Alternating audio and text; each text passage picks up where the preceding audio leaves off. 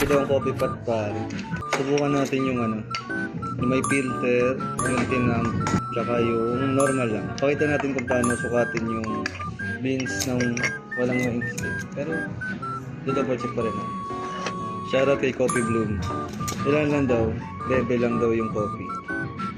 Salamat pala sa nagbigay ng coffee beans pare. Thank you! Yan. I-distribute lang natin ng maayos. Level natin sa bakal. Kung tayong mainit na tubig kasi nagmamadali na tayo. Yan, huwag kayo ng basahan. Tapos na pinapatay ko yung apoy. Para mag-try mo siya, hindi sumasabog. Gusto naman yung naka-filter.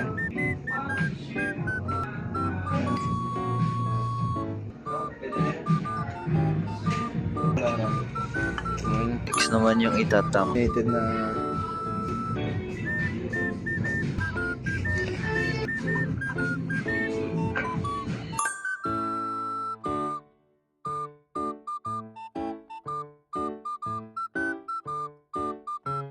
guys, may napili na ako. Tsaka si Don. 1, 2, 3. Napili natin guys. Gusto niya yung normal. Ano? Yung may thumb. Yung may thumb yung gusto ko. Okay. Bakit normal? Strong yung body. Gusto yung body. May konting acidity. Ito sa akin. Kaya ito yung napili ko. Okay naman. Hindi ganun siya ka-bitter. Sakto lang. Drinkable naman. Ito pala yung balance yung sa'yo yung napili. Ito, mas masarap to pag flavored. Same lang lahat yan ng yield. Ng yield tsaka ng in namin ng kape. Same lang. Ang iniba lang namin yung method ng bawat isa.